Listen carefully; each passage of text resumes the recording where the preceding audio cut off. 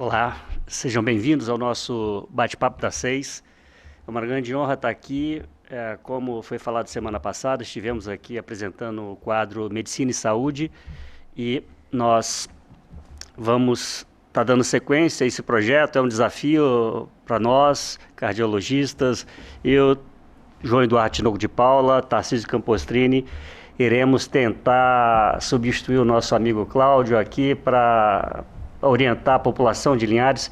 Eu acho que é uma grande oportunidade, falando das novidades, o que tem por vir e o que a medicina ela vai proporcionar nos próximos anos, né? Então, esse papo hoje é um papo bem descontraído, com um tema que é muito importante, por se tratar do mês do Setembro Vermelho. Nós vamos abordar hoje o tema da morte súbita. E quero agradecer já a presença do Dr. Alberto Nogueira de Paula e Dr. Dalto Espanhol e Dr. Tarcísio Campostrini, que vai nos ajudar a comandar esse bate-papo aqui hoje. Boa noite a todos. Primeiramente, agradecer a oportunidade para estarmos aqui tentando trazer um pouco mais de orientação a respeito de um tema tão importante quanto a morte súbita. Vamos falar um pouco aqui de infarto, de outros temas relacionados à morte súbita em jovens, em atletas. E hoje 2 especialistas aqui no tema de arritmias que vão contribuir muito aqui para o nosso programa. Alberto? Sim. Pois muito obrigado aí pelo convite. E estamos aqui para tentar orientar a população, de forma geral, sobre o que é morte súbita e algumas formas de como preveni-la, né? Primeiro a gente vai definir o que é morte súbita, e é um término súbito da atividade cardíaca, causando uma irresponsividade do paciente, associada a uma parada da atividade respiratória, ausência de pulso. Isso, na maioria das vezes, acontece por alterações cardíacas, como o infarto agudo no miocárdio, por exemplo. 50% das mortes cardiovasculares são causadas por morte súbita. E mais ou menos 400 mil mortes súbitas ocorrem todo ano no Brasil. E dessas, mais ou menos 10% ocorrem, apenas sobrevivem. E 6% dessas mortes súbitas ocorrem em casa, né? Alberto, e isso é uma situação que ela pode ser evitada na grande maioria das vezes. Então, as pessoas que estão na sua vida rotineira e se deparam com uma situação dessa, em que encontram uma pessoa desacordada, ele teria uma abordagem inicial a fazer? Quais seriam esse tipo de abordagem que ele faria? Uma pessoa que não tem um conhecimento na área da saúde, o que ela poderia fazer para tentar salvar esse paciente? Sim, esse é um importante tópico, porque como a maior parte das mortes súbitas acontecem fora do hospital, acontecem em casa, geralmente 50% dos casos, quem está vendo o paciente parado, né, com a parada cardíaca, é uma criança ou um adolescente. Então é importante que a gente consiga transmitir e orientar as pessoas a como lidar com o paciente que teve uma parada cardíaca, para evitar com que ela morra. Existe uma forma de evitar a morte através de medidas, né, de reanimação cardiopulmonar, que podem diminuir bastante a consequência dessa parada cardíaca, né? Se nós pudermos orientar as crianças e adolescentes, como é feito nos países de primeiro mundo, e até uma disciplina escolar, né? Fazer uma abordagem de um paciente com parada cardíaca através de uma reanimação, através da chamada do socorro, da disponibilidade de um desfibrilador cardíaco, a gente consegue, abordando a parada cardíaca, diminuindo a chance de morte súbita. Roberto, a respeito ainda desse primeiro atendimento, como que a gente poderia qual que você poderia passar para a população sobre a primeira medida que você deveria... Se eu encontrar uma pessoa desacordada na rua ou em casa, um parente, o que eu devo fazer primeiramente? Qual é a minha primeira medida? Sim, a primeira medida é a gente ver a responsabilidade do paciente. Se ele responde ou não responde. Não respondendo, a gente provavelmente está diante de uma parada cardíaca. A primeira coisa que nós temos que fazer é pedir um auxílio. É ligar para o bombeiro, né, aqui em Linhares, ou então ligar para o SAMU 93 ou 92 e pedir ajuda, tá certo? A partir do momento que pediu ajuda, então a gente começa as manobras de reanimação cardiopulmonar, que são a massagem cardíaca, né? E a partir daí, pedir também, se tiver alguém por perto, para poder procurar o desfibrilador externo automático, para que possa então ser acionado e colocado no paciente. Só para explicar um pouco para a população que antes se via a imagem tentando fazer a respiração boca a boca como a primeira situação. Isso hoje já é uma situação que a gente já não está em uso, né, Alberto? Então, para colocar para as pessoas como se faz essa desobstrução das vias aéreas, para mostrar, então... Então, hoje em dia a gente não precisa mais, abordando um paciente com parada cardíaca, fazer uma respiração boca a boca, né? Quando a gente está num ambiente fora do hospital, a gente não precisa mais abordar a parte respiratória do paciente, apenas fazer a massagem cardíaca. É óbvio que quando um paciente tem uma parada cardíaca, a primeira coisa que a gente deve tentar saber é se ele teve algum engasgo, né? Então vale a pena a gente fazer uma hiperextensão do pescoço, levantando o pescoço do paciente, abrindo a boca para ver se tem alguma coisa obstruindo a passagem aérea, né? Mas de forma geral não tem necessidade de se fazer respiração boca a boca, até porque a massagem cardíaca, à medida que você vai comprimindo e soltando o tórax, vai havendo então uma entrada de ar no pulmão, e isso já por si só já favorece a ventilação. Dr. Dalton, eu queria agradecer sua presença aqui em Linhares. Dr. Dalton é médico eletrofisiologista invasivo também, que faz os procedimentos de ablação, em que cuida dessa parte elétrica do coração, né? Tanto no diagnóstico quanto do tratamento. Dr. Dalton é um médico residente de Colatina, ele nos brindou hoje com a vinda a Linhares. Ele faz parte hoje do nosso grupo de eletrofisiologistas, em que a gente vai ter essa assistência da parte eletrofisiológica aqui na cidade de Linhares também, comandado pelo grupo dele, o Dr. Alberto. E então gostaria que você desse alguma noção para a gente, as causas, né, que poderiam levar essa população a ter um evento desse aí. Oi, João. Obrigado pelo convite. Tarcísio também. Na realidade, a morte súbita, tanto que a gente está no Setembro Vermelho, e o Alberto falou sobre um pouco da incidência, prevalência, mas se a gente for falar realmente em todo mundo, todo ano tem aproximadamente 17 milhões de pessoas que morrem das causas cardiovasculares, no geral. E desses 17 milhões, 25% é de morte súbita cardíaca. Desses 50% desses pacientes que morrem de morte súbita cardíaca não tem uma doença cardíaca diagnosticada. Então, teoricamente, pode ter alguma doença, mas essa doença pode ser oculta. Então, aquele paciente que nunca foi num médico, nunca teve uma triagem, nunca teve um check-up.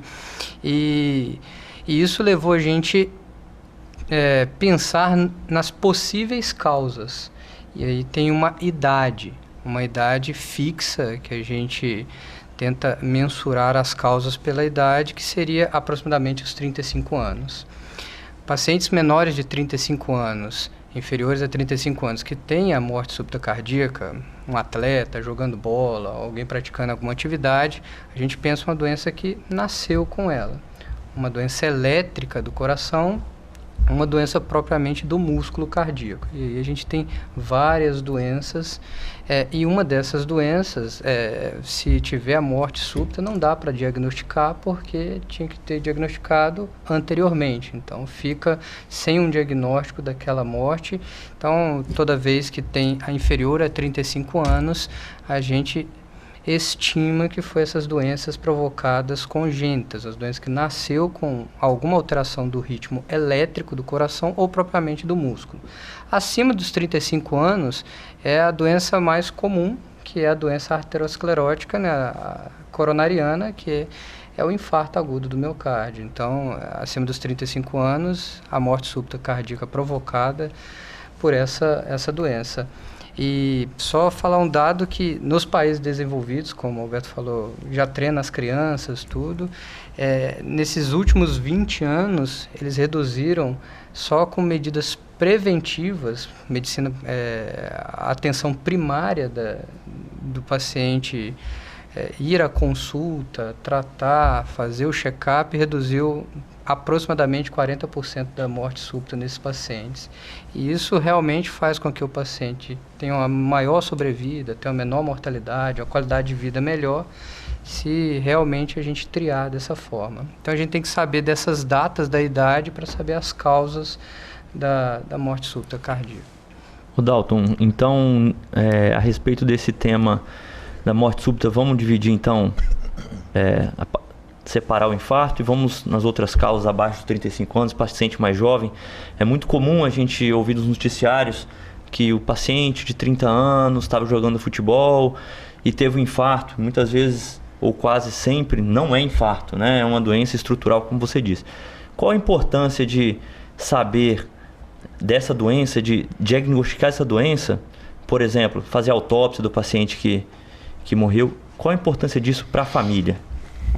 Isso é um tema interessante. Toda vez que tem a história familiar positiva para morte súbita, principalmente abaixo de 40 anos, então, por exemplo, morreu subitamente, mas tinha 85 anos de idade. Aí a gente já acha que foi doença aterosclerótica. Mas eu tive um primo que morreu com 20, com 30 anos subitamente, jogando bola.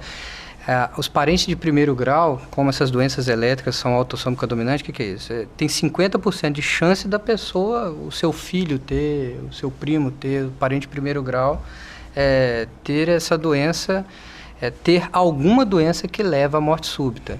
Então, se eu tiver na família parente de primeiro grau, eu tenho que investigar se também tem alguma doença.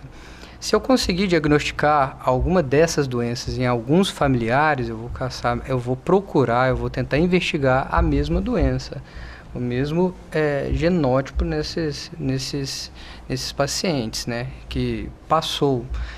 Muitas das vezes essas doenças elétricas, elas têm o genótipo, mas não tem o quê? Não aparece no eletrocardiograma, não aparece nos exames de rastreio. Por isso que muitas das vezes o nosso rastreio no consultório é um rastreio a longo prazo, é um rastreio que tem que fazer alguns outros exames. Algumas doenças não aparecem na criança, você tem que esperar uma certa idade para isso aflorar nos exames. Então, não é uma coisa que vai lá, faz um eletro e acabou. Agora, saiu a nova diretriz, um novo consenso da nossa sociedade sobre atleta, né? Então, se você hoje, se for um atleta de alto desempenho, se for para fazer uma atividade física mais extenuante, tem que fazer pelo menos um eletro, pelo menos um teste ergométrico.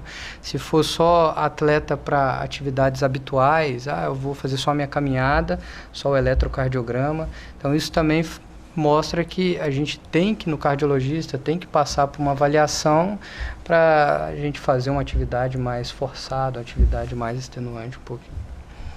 Não, é bem interessante, porque a gente pode analisar hoje que o paciente que tem uma tendência a ter uma morte súbita, por ter uma história familiar, você tem que ser visto de uma forma completamente diferente. Então, não é um paciente que não tem uma história familiar, não tem uma chance grande de ter uma doença aterosclerótica, até porque ele está abaixo dos 35 anos.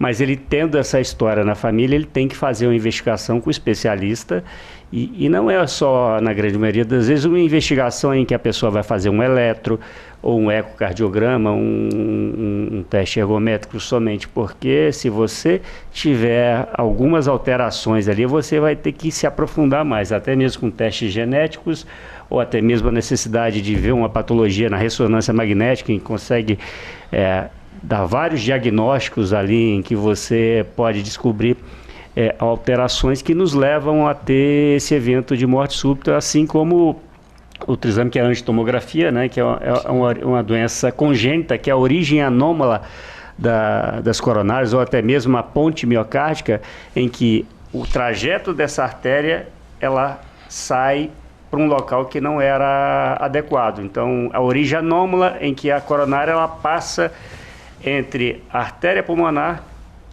e os dois grandes vasos do coração, em que quando você faz uma atividade física, aumenta a pressão nessas artérias e comprime, e nisso você causa uma isquemia, causando um problema súbito, né? E a ponte miocárdica, o coração, a grande parte da população tem, né, mas sem repercussão, ela passa dentro do músculo, e quando o coração contrai também, ela pode causar algum tipo de isquemia. Então, é muito importante a gente ver, né, Alberto, esse tipo de paciente, a visão do especialista. Então, a população como um todo não é uma situação de pânico, então, principalmente naquele paciente mais jovem, com história familiar de morte súbita, ele tem que ter um olhar crítico, porque deve-se pegar as pessoas da família e fazer esse acompanhamento, né? É verdade. Os pacientes que têm um histórico familiar de morte súbita, principalmente familiares que morreram antes dos 50, 40 anos de idade, realmente eles têm que procurar um acompanhamento com o cardiologista para saberem se tem algum tipo de doença genética ou hereditária que possa estar relacionada à morte súbita, né? Então é muito importante realmente ter esse dado. Um outro dado importante também que a gente pode falar em relação a isso, principalmente nos pacientes que são atletas, né? São as características, determinados sintomas que aparecem, que também podem predizer doenças hereditárias genéticas que podem causar a morte súbita, tá certo? Como, por exemplo, o desmaio, né? Os pacientes que estão fazendo algum tipo de exercício e têm um desmaio na hora do exercício. Um outro é quando o paciente já está deitado e ele deitado ele tem um desmaio. Então, isso é um fator de risco importante para a doença genética hereditária que pode causar morte súbita. Então, ótimo. Estamos chegando ao final do primeiro bloco e daqui a pouco estaremos novamente juntos aí para discutir esse assunto tão importante.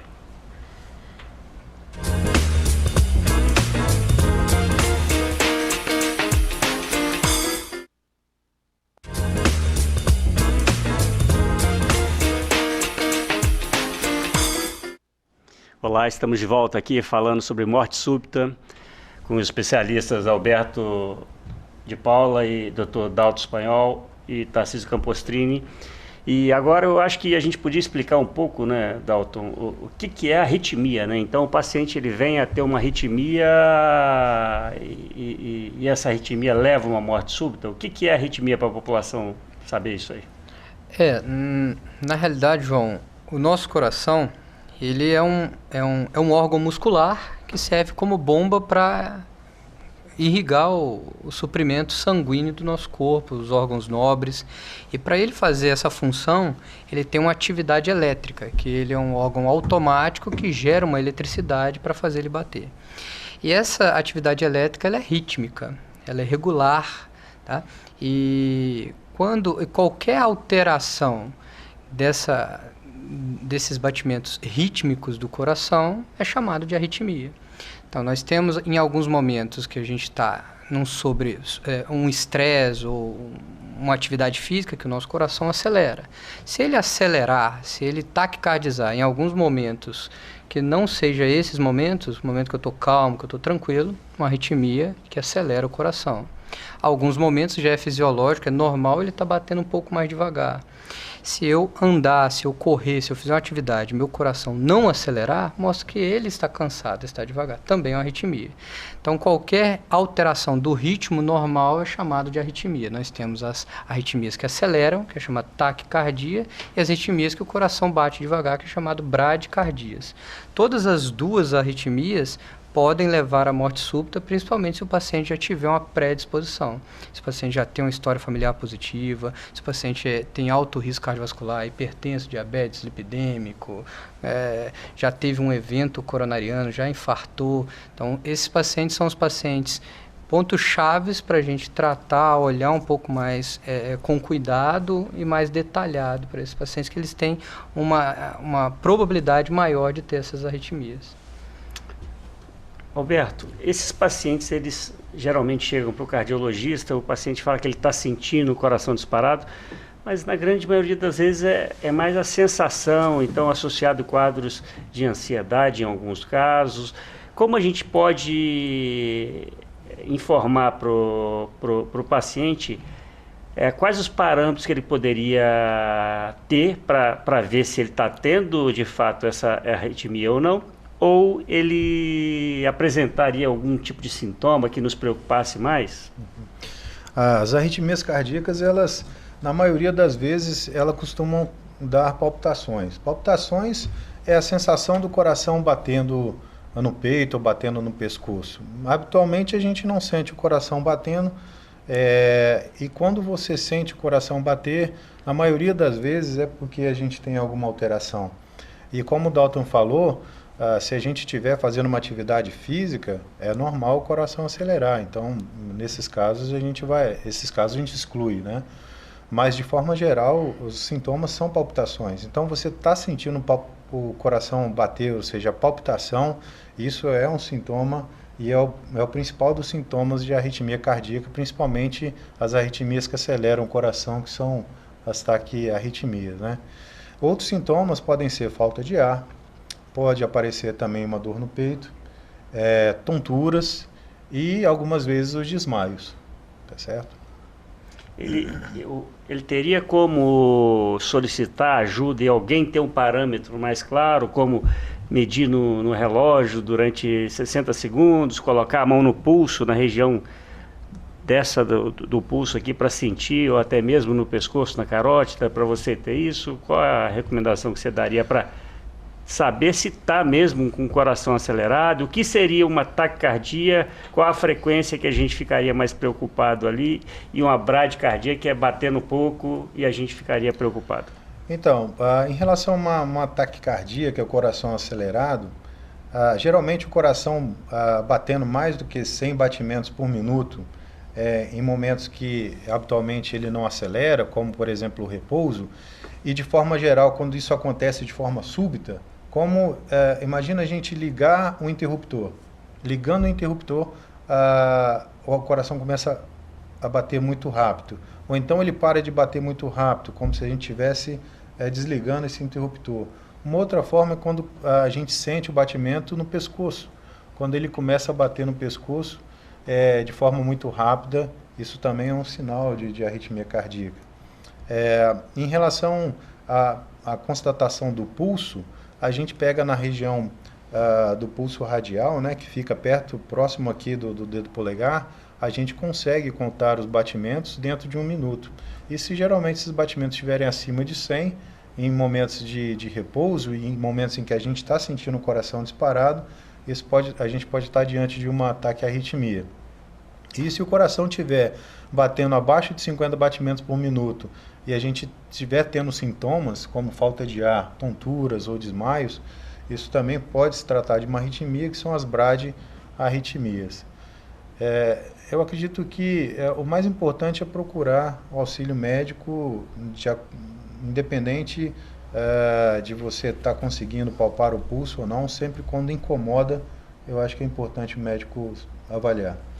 Lembrando que é muito importante isso que o Alberto falou, quando nós temos essa sensação de taquicardia ou que é o coração acelerado ou o coração mais lento, neste momento dos sintomas, se for possível ir até um pronto-socorro e realizar um eletrocardiograma, isso ajuda demais a gente para ter o diagnóstico, porque muitas vezes o paciente, quando chega no consultório, ele está sem os sintomas. E aí o eletro que é feito no consultório está normal. A gente pede o Holter, que é um exame que vê o coração, a parte elétrica durante 24 horas, ele mesmo assim fica normal. Então, às vezes, esses episódios que temos de coração batendo mais rápido, se conseguirmos ir até um pronto-socorro e fazer um eletrocardiograma, isso ajuda demais a gente. Alberto, o Alberto teria alguns vídeos aqui que a gente pode estar mostrando, né, da SOBRAC, a Sociedade Brasileira de Arritmia Cardíaca, em que ela é bem explicativa, né? Então, nós temos, esse não sei se os senhores conseguem ver, é um eletrocardiograma sendo feito, né, em que se vê o eletro, né, que faz o eletro, é assim que é feito. E o resultado nós podemos ver. Esse é geralmente quando você tem monitorizado um eletro, né, Alberto? Sim, esse aí é o ritmo cardíaco visto pelo eletrocardiograma. Na parte superior a gente tem o ritmo em 70 batimentos por minuto, que é um ritmo cardíaco normal.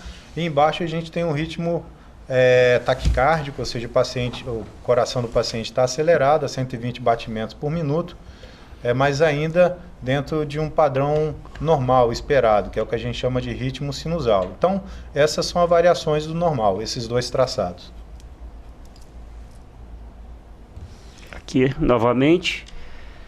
Essa, então, é a ativação elétrica do coração. Notem que na parte superior à direita, a gente tem o nosso sinusal, que é o marcapasso normal desse coração. O marcapasso normal é onde é formado o impulso elétrico que vai fazer o coração bater. Notem que o estímulo elétrico em amarelo ele vai descendo, fazendo com que a parte superior do coração, que são os átrios, elas se contraiam, e depois ele passa pelo meio do coração, no nó atrioventricular, e depois para os ventrículos, que é a parte mais carnuda, né, do coração, como vocês veem aí. Esses dois traçados aí são os traçados das bradiarritmias e das taquiarritmias. Na parte superior do vídeo, a gente vê as bradiarritmias, que é o coração batendo muito devagar. Cada tracinho daquele ali para cima é um batimento do coração, que neste exemplo está em 26 batimentos por minuto. E no de baixo se trata de uma fibrilação ventricular, ou seja, uma arritmia muito rápida do coração. Tanto é que o eletrocardiograma não consegue nem detectar a quantidade de batimentos por minuto, mas provavelmente está acima de 250 batimentos por minuto. E nesse caso aí, é um caso de parada cardíaca, porque o coração não consegue bater tão rápido assim, e ele, nesse caso, ele está parado. Ótimo. Então, nesse caso, o paciente já não vai estar responsivo mais, né? Exatamente. Esses dois, o paciente já está em parada cardíaca. Essa é uma imagem do desfibrilador externo automático, que é parecido com esse aqui. Esse desfibrilador externo é o aparelho que a gente usa para poder detectar aquela arritmia mais rápida que a gente viu no vídeo anterior. E esse é aquele visto nos aeroportos, né, Alberto? Então, nos Estados Unidos, supermercados, as escolas, então, todos os locais públicos hoje contam com esse dispositivo, né? Sim, esse dispositivo é importante que esteja em locais públicos, porque ele pode, quando colocado, e ele é colocado de maneira bem fácil, qualquer pessoa sabe colocar ele, nos pacientes que têm uma parada cardíaca, ele pode detectar o ritmo de arritmia e pode orientar a pessoa que está socorrendo o que deve ser feito. Se deve ser feito massagem cardíaca apenas, ou se deve fazer a desfibrilação, que é o choque, que é dado por esse botãozinho aqui. E isso não precisa de o médico estar presente, né, para fazer o uso dele. Ele identifica sozinho a situação emergencial, né? E ele orienta.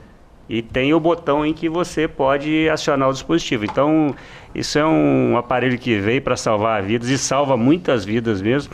Existem pessoas que hoje não lançam mão de ter um aparelho desse junto a si. Um exemplo famoso é o Nizam Guanais, que ele já veio a ter um infarto agudo do miocárdio. E as pessoas que já tiveram um evento de infarto agudo do miocárdio, eles podem ter algum tipo de arritmia. Então ele anda dentro do carro dele, na parte de trás, ele anda com um desfibrilador. Se ele vier a ter uma morte súbita, ele automaticamente já pode se beneficiar ou pedir alguém para estar... Ele pedir não, né? Alguém já pode estar fazendo uso aí, no caso dele, né? Tratá-lo.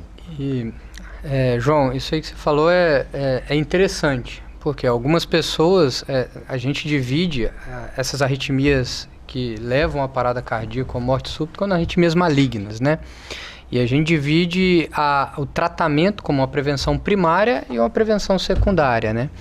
Alguns pacientes que já tiveram um evento e têm uma possibilidade de ter um novo evento, exemplo, o paciente já infartou e o coração está muito cansado, o coração está dilatado e teve um evento de arritmia ou de parada cardíaca, na verdade ele pode comprar, mas nós temos hoje um dispositivo implantável, que funciona igual um marca-passo, que é o cardiodesfibrilador implantável, que ele identifica a arritmia e trata do paciente.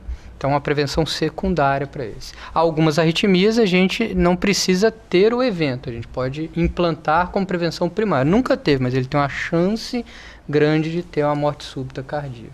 Por isso que é importante aquela investigação quando você está tendo, né, o paciente que veio a ter uma parada cardíaca e foi ressuscitado, esse ele tem que ser visto de forma diferente, tendo que ser vasculhado a causa que causou aquele evento e por aí conseguir fazer essa prevenção, né?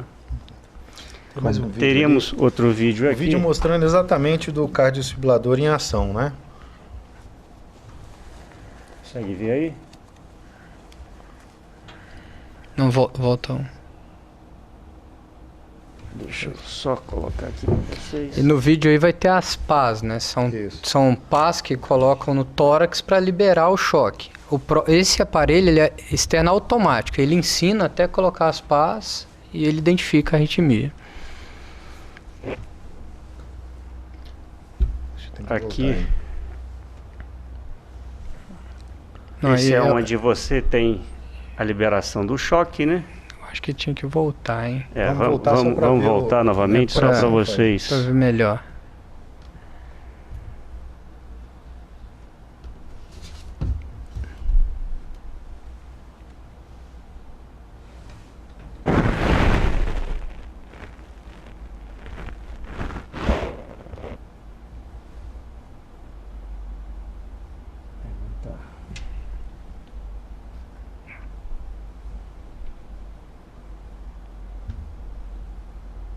Isso.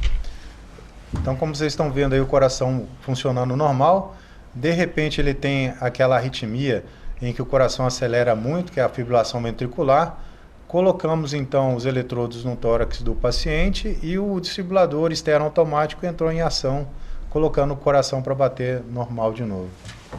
Tarcísio, então como nós vimos, né, então temos os pacientes antes dos 35 anos e depois dos 35 anos, que na grande maioria das mortes súbitas depois, em que a gente já descartou a parte congênita, aí nós temos a doença coronariana, né, que é a aterosclerose.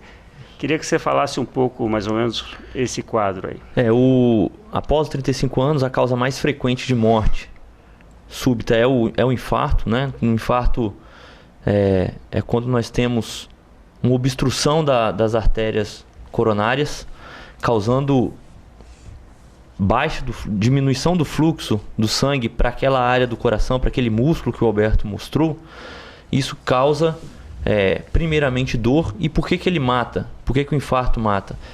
A maior causa de morte, o que mata no infarto são as arritmias. Então, quando você gera falta de fluxo para o músculo, você estimula, gera uma área arritmogênica, uma área que pode causar arritmia. Então, a fibrilação ventricular, que é a causa mais frequente de morte, que é uma parada cardíaca, é o que mata o paciente do infarto. Por isso, o quanto antes levar o paciente ao pronto-socorro, realizar um eletrocardiograma, identificar que é um infarto e abrirmos essa artéria, melhor para o paciente, melhor o prognóstico do paciente, menor mortalidade do paciente. Então, o infarto hoje é a maior causa de morte no mundo. Infarto junto com AVC, eles são as duas doenças que mais matam no mundo. Matam mais que qualquer câncer, juntando todos os cânceres, colocando a mortalidade, o infarto mata mais que qualquer câncer no mundo.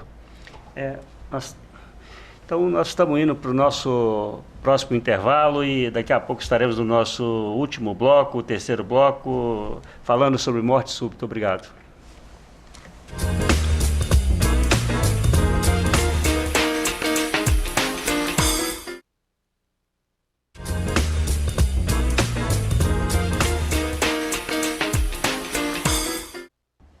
Voltando ao nosso terceiro e último bloco, novamente falando sobre morte súbita, e como a gente vive dessa patologia, a gente está vivendo isso diariamente.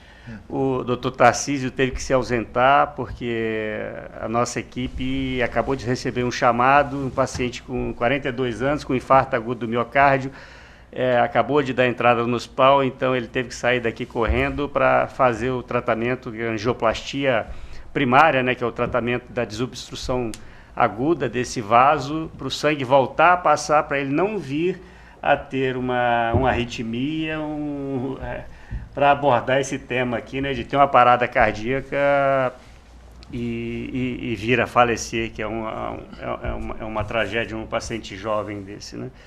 Então, nós vamos dar continuidade aqui à nossa conversa, né, Alberto?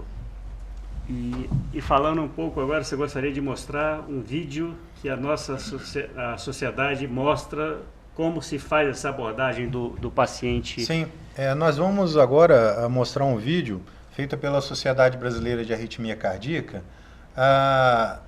simulando um paciente tendo um mal súbito e tendo uma parada cardíaca, de como as pessoas elas ficam sem ação, porque a grande parte delas não conhece como abordar um paciente de parada cardíaca. E quando a gente orienta e quando a gente tem essa noção, a gente consegue resolver o problema e evitar uma morte súbita, né, na maior parte dos pacientes. Então vamos ver o vídeo.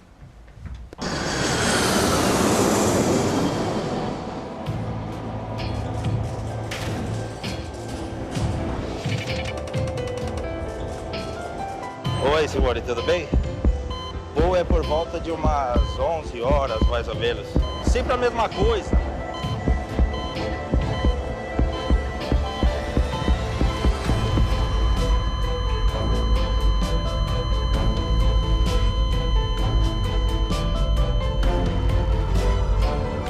Eu acabei levando susto, porque a gente não espera, né? Nesse momento a gente acaba ficando nervoso, meio que não sabe o que fazer, acaba pedindo ajuda. Tive uma avó que ela sofreu um ataque cardíaco, né? Fulminante, ela acabou falecendo. Primeira vez que aconteceu comigo, eu nem consegui reagir.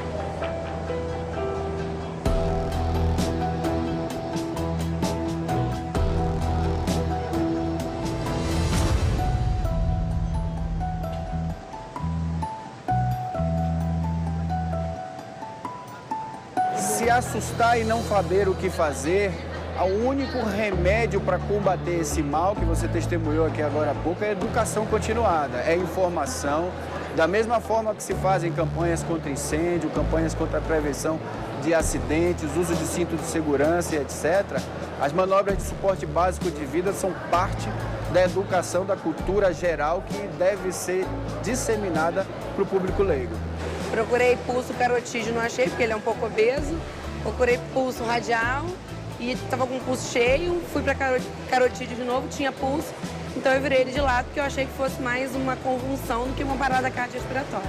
Já deve ser, sei lá, a terceira vez que eu vejo um paciente passando mal assim. As 3 vezes que já aconteceram, eu fiquei sozinha, sem ajuda, porque as pessoas não sabiam lidar com a situação.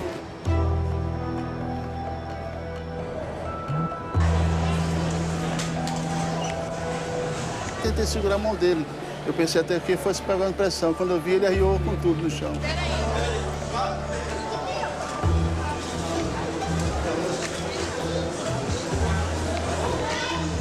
Eu vi todo mundo lá, ninguém veio, né? Só de repente apareceu umas 2, 3 pessoas e eu... Fui chamar o socorro de imediato, que tem mais pessoas habilitadas a esse tipo de socorro, e ia tentar isolar a área, para que ele pudesse respirar adequadamente. Tá bom, gente, isso aqui é uma simulação, tá? Nós somos da Sociedade Brasileira de Arritmias Cardíacas. Ele não está parado, mas a gente está vendo como é que se comporta diante de uma parada cardíaca. A ideia é não ficar procurando batimentos. A gente vai encostar do lado da vítima, assim, e perguntar: senhor, o senhor tá bem? O senhor tá bem? Porque não podemos confiar em pesquisar pulso, checar se tem batimento, checar se está respirando, se a vítima não está respondendo. Enquanto essa ajuda chega, automaticamente se começa a posicionar a vítima no chão com a via aérea aberta e começar a compressão torácica, compressões rápidas, fortes e profundas. Eu uso o meu tórax para fazer pressão em cima dele. Isso, 6, 7, 8, 9, 10, 11, 12. Constante o tempo todo, nem que seja alternando com o socorrista, para que o coração seja comprimido e que o cérebro receba oxigênio até a chegada de um desfibrilador externo. Muito obrigado, você fez uma ótima ressuscitação. Obrigado. Nosso paciente sobreviveu. Tá.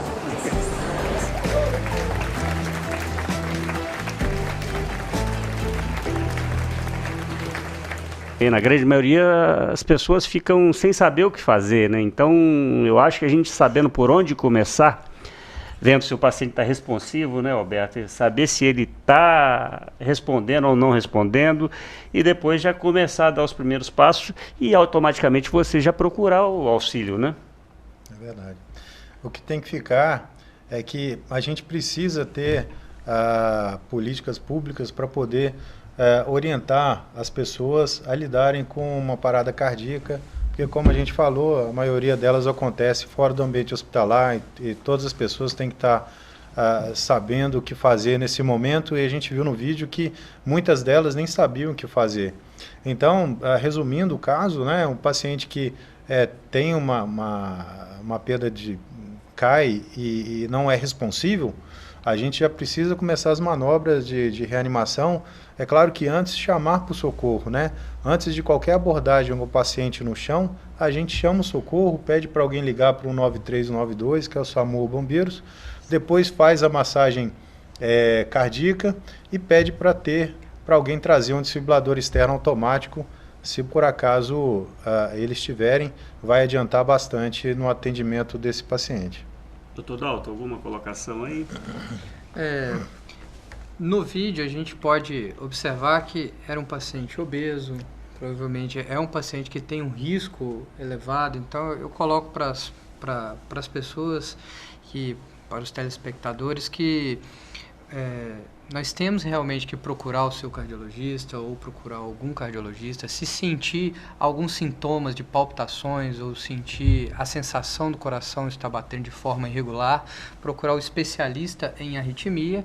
E se já tiver alguma história familiar na família, ou é portador de alguma doença, ou é hipertenso, tem o colesterol alto, é diabético, já infartou, não deixar de ter as consultas periódicas, porque nós vimos que o importante para não evoluir para uma morte súbita ou não ter um novo evento cardiovascular realmente é a prevenção cardiovascular. A prevenção que nós vamos controlar os fatores. Eu digo que nós temos dois tipos de fatores importantes. Alguns que nós não conseguimos mudar, que são os fatores que não modificáveis, que é a idade, você não consegue voltar, a genética, você nasceu com essa genética. Agora, tem alguns fatores que a gente consegue mudar. O paciente é tabagista, para de fumar. O paciente é etilista, para de beber. Ou alguns fatores que tem como a gente melhorar. O paciente é hipertenso, a gente controla a pressão. É diabético, vamos controlar a diabetes. É dislipidêmico, vamos controlar o colesterol, fazer atividade física, alimentação saudável. Isso tudo engloba para quê? Para esse paciente ter uma sobrevida, diminuição de mortalidade, uma qualidade de vida melhor para ele e para todos os entes queridos ali. Vale lembrar que tem pacientes hoje que se orgulham de falar que nunca foram no médico, né, e achando que isso seria uma grande vantagem, né, tá se esquivando da doença. Infelizmente, principalmente aqueles que têm uma história familiar, como você já disse previamente, e ainda fazem uso de substâncias como cigarro, excesso de bebida, são diabéticos, dislipidêmicos, têm um colesterol, triglicerídeo aumentado, então não adianta fugir. Então, quando se tem esse risco, a gente tem que ter uma prevenção maior. E existe uma medicina hoje que a gente consegue identificar esse processo aterosclerótico. Então, as placas, na hora que elas começam a se formar no coração, a gente já consegue identificar. Diferente de previamente, a gente só conseguia ver o desfecho final quando essa placa já estava acima de 70%, causando algum tipo de sintoma ou até mesmo uma arritmia, ou se descobria num evento agudo que é o infarto do miocárdio, né? Então, Alberto, alguma colocação final? Estamos chegando ao fim do nosso programa aí. Eu agradeço a oportunidade de estar aqui, esclarecendo a população sobre arritmias e morte súbita.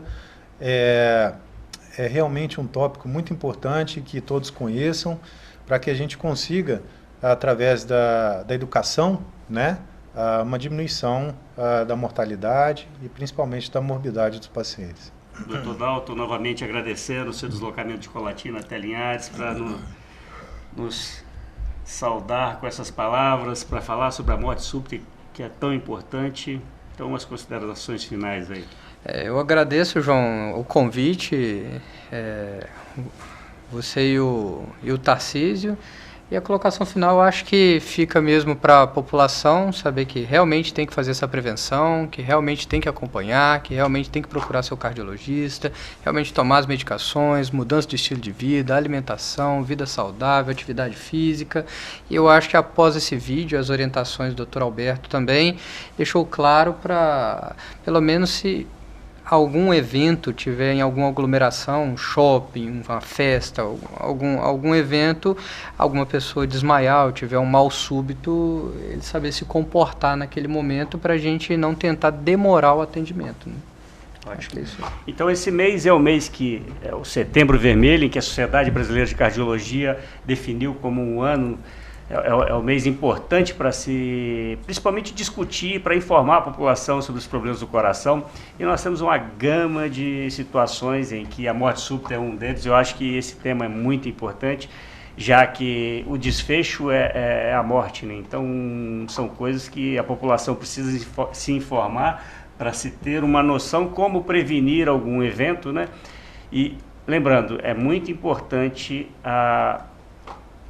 a insistência, às vezes, em dar o diagnóstico, em ter o diagnóstico. Chegou com uma dor no peito, num pronto-socorro, às vezes insistir para fazer um eletrocardiograma, porque aquilo ali pode estar a solução do problema do paciente.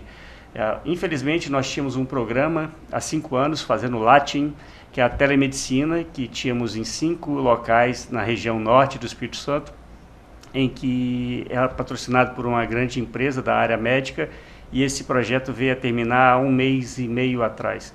E os dados são alarmantes, porque quando ele estava vigente, a telemedicina, a pessoa fazia um esse eletro ia para uma central, dava o diagnóstico em 10 minutos, independente se o médico no pronto-socorro era cardiologista ou não, esse resultado, se o paciente estava infartando ou não, chegava em 10 minutos e acionava toda a equipe da hemodinâmica para se receber esse paciente e fazer o tratamento que o Tarcísio acabou de fazer, de levar o paciente para a sala de hemodinâmica, abrir a artéria, fazer o cateterismo e abrir a artéria, colocar um stent e o sangue voltar a passar normalmente.